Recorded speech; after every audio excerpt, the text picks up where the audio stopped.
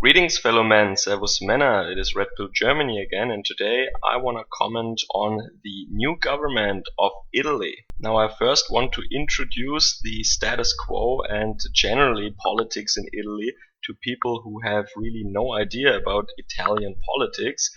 I would almost include myself into that group. I'm not a huge expert on Italy, but I read up on it in recent days, and I want to just give you my perspective on that. Then I want to outline the major challenges for this new government and what it means for Europe and the world. So a large part of my audience is of course from English-speaking countries in which you mostly have a two-party system. So whenever I explained about German politics, I often got the comment that this is so confusing and so many parties and coalitions and it's hard to follow. Well, Italian politics is even more like that. Italy is politically so divided and there are so many things going on that many people describe Italy to be a country that just cannot be ruled. And one figure that is very interesting to me is that while Germany, with Angela Merkel's new government that was formed this year, is on its 24th post-World War II government, the Italians are already in their 65th post-war government. That means not only is it very hard in Italy to find a ruling coalition, these coalitions are then also not very stable and sometimes even break apart before the term is even halfway over. So apparently, to make things a little bit more manageable, they don't only have coalitions that form after an election in order to form a government. No, they have political camps or coalitions of parties that form even before the election. So many parties form these coalitions, and there is a center left and a center right coalition in Italy that each have a leader. So in the center right coalition under Matteo Salvini from the Lega, or formerly called Lega Nord, you find many conservative or traditionalist parties, and this is also where Silvio Berlusconi, the former prime minister of Italy, is also with his party, Forza Italia. The center-left coalition also includes the party of former Prime Minister Matteo Renzi, who worked together very well with Angela Merkel and is the head of a social democrat party, I would say, the Democratic Party of Italy, a good globalist elitist party that maybe wants to play the role of a workers' or people's party. But just like so many other parties in other countries that are called democratic or social democratic or labor, they are just globalist parties in the end. And their members and their figureheads don't even know actual workers personally anymore. So I read an interview with a certain Laura Gravini from the Social Democratic Party of Italy, for example, and what she thinks now about this new move to the right in Italy after the elections. And what you can read here might as well have been said or written by Hillary Clinton or something like that. She said over and over again that the people just couldn't see what great things they did for the country. And it was all a problem of communications, and the evil right-wingers were just spreading lies and misinformation, and the stupid, gullible people believed that, as if the people didn't see in their daily lives that the country has huge problems. So she made it sound like there are no problems in Italy other than right-winged extremism, and that everything is really nice, and they created 1 million new jobs, and the people are just too stupid to apply for these jobs, right? So she and her party, I think, are in a state of absolute denial, just like the Democrats in the US, for example, and just like losing social democrats all over Europe. They're out of touch, in denial, and this is why they should actually never be responsible for anything in politics ever again, if you ask me. Now, for a couple of years already, there is also a very strong populist party, an independent party that does not join any of those center-left or center-right coalition blocs.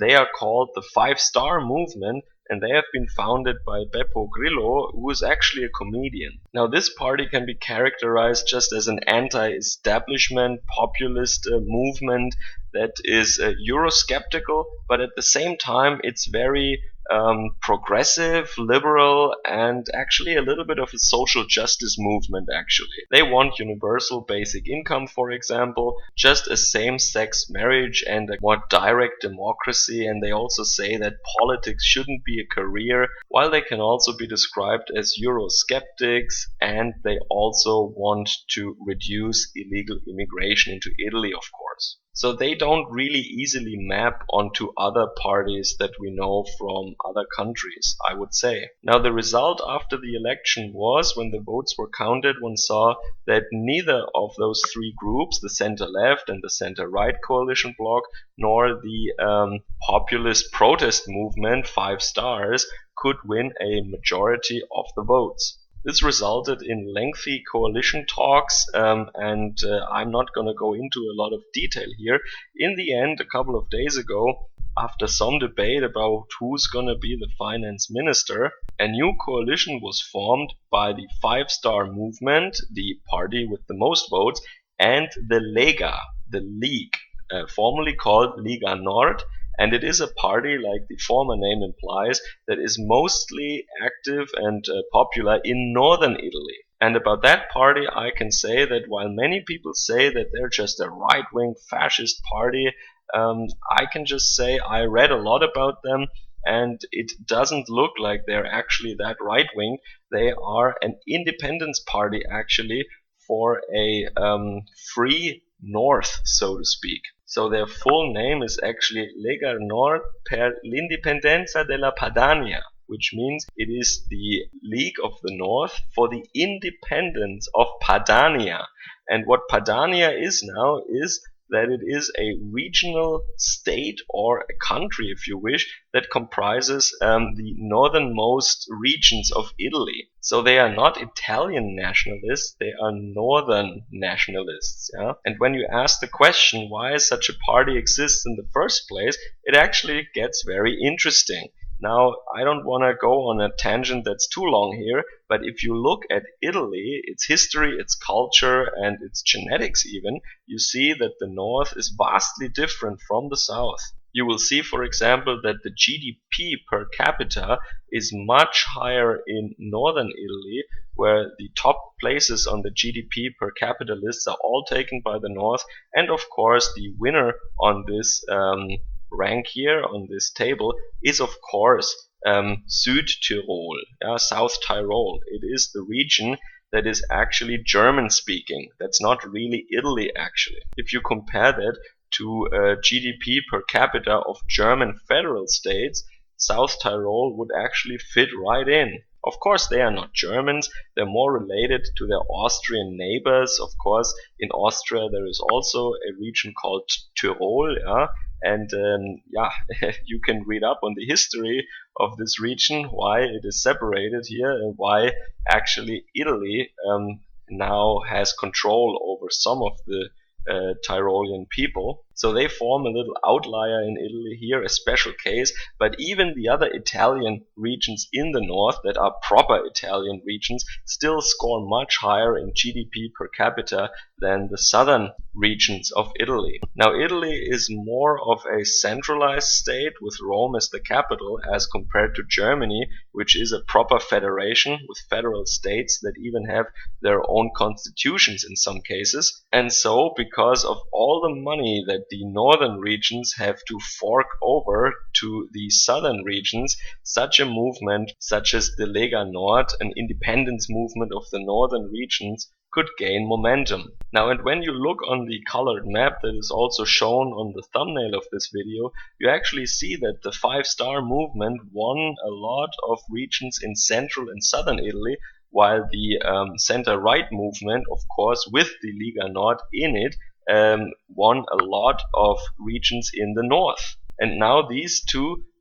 parties form a coalition together, and they will make up the new government of Italy, which poses already a challenge because anti-southern rhetoric is very strong traditionally in the Liga Nord. So they talk about southern Italians like some immigration skeptics talk actually about people from the Middle East or from Africa who come to the US or to Europe. So there is a divide in identity here between these two parties already from the very beginning. Now, the goals of this new government, as I've understood it when I read up on it, is basically Italians first or Italy first.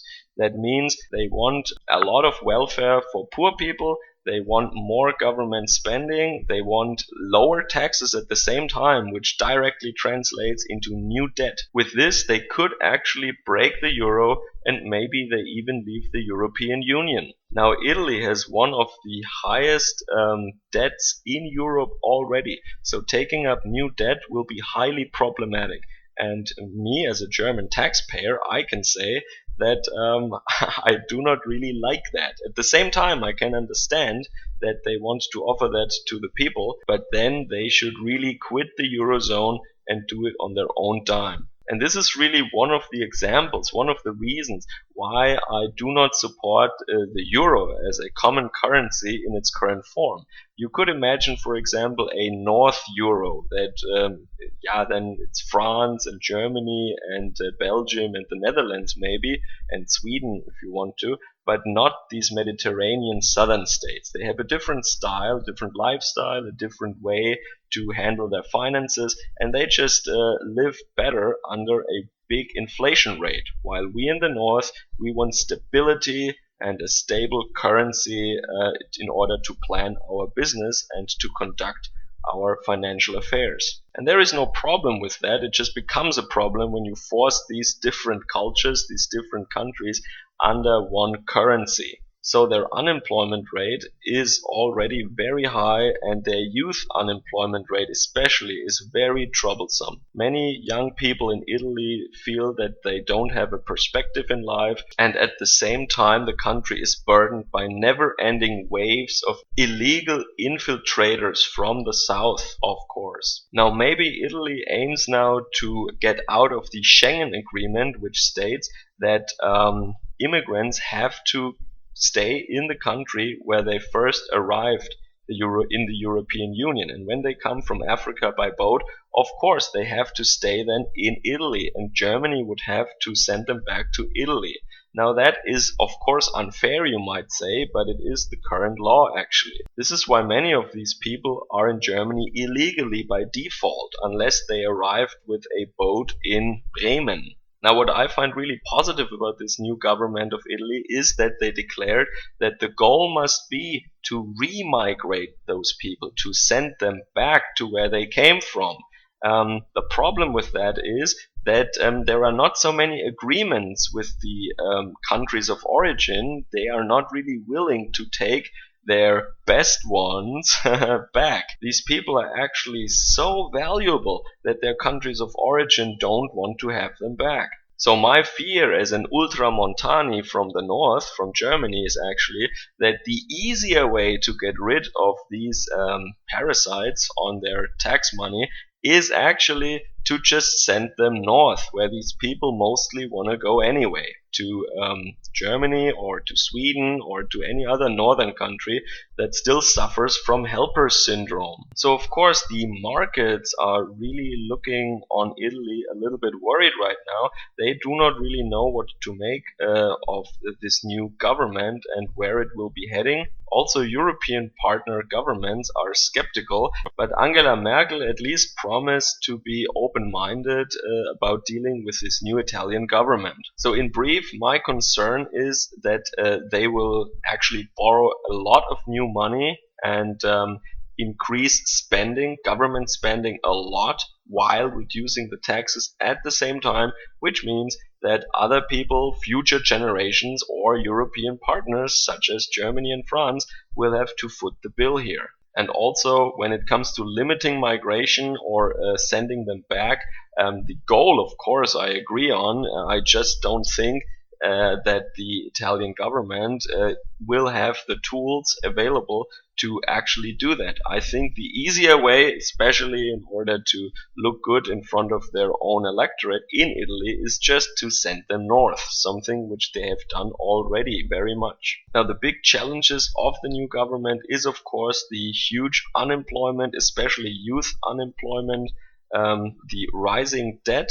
and also at the same time they must acquire new money from abroad, and they must find people that are willing to lend them this money, and then they must come up with the interest to pay back that stuff or find some clever way to weasel out of it. And one of the other big challenges is, of course, the regional difference between the different blocks in the government. That means the five-star movement, very strong in central and southern Italy, where people are economically not so well off, whereas the more right-winged or traditionalist independence party Lega Nord is of course very strong only in the north of Italy, where people are very productive, where it is industrialized with a high GDP per capita, and they think of themselves, of course, as the beta dumbasses who have to pay, who are forced to pay for these southern parasites. This constellation does not really promise a very safe and harmonic coalition. So maybe in the good Italian tradition, this coalition will actually fail before it can finish the term. One little note at the end: throughout the whole discourse about this affair in the media, in the German but also the international media, again you can see that they use the word good European for someone who supports the EU and anti-European for someone who is against the European Union. Once again, they conflate Europe, which is a continent with European people inhabiting it, and the European Union, which is a Soviet-style bureaucratic monster. And of course, I think of myself as a German patriot and a good European, but I'm very much against the European Union in its current form. Of course, I want a European Union, but not this European Union. Problems like illegal migration to the north, for example, should not be solved by the southern Mediterranean states alone. We should not leave Italy and Greece and France alone with these problems, also Spain, but we should actually have a pan-European border force that not only controls the Mediterranean Sea, but also the land routes in the east. Every country should send troops and pay into that system, and we should all, of course, protect our borders together. Europe was always strong when it collaborated, not necessarily speaking with one voice. Federalism is the way to go. Especially me as a German, I can say that federalism can be very successful in diverse groups, such as Germany, and it will also work in Europe, I think. So I hope that the future is not anti-EU, but anti-this EU. And maybe it has to die before it can be refounded with a whole different system under a different name. But it just bothers me that in the media they always conflate Europe and EU as if it was one and the same thing. And right-wing politicians or nationalists, patriots, or people that are for a federation, just as me, are labeled anti-European or not good Europeans or Europe skeptic. Yeah, that's the greatest word. So we're skeptical of our own continent or something. And this is this manipulative use or misuse, abuse of language that the left is notorious for. Okay, just wanted to get that out of the way in the end so that I will not be misunderstood, and I also clarified my position on many of these things with that. Let me know in the comments down below what your ideas about this is, or if you are from Italy maybe you have a different opinion, maybe you think I misrepresented something. I'm not an expert, I just read a lot about it in recent weeks and days, and this is my opinion or my perspective on these issues in Italy right now. So I hope you enjoyed your weekend so far and have a good day. Servus, Kameraden.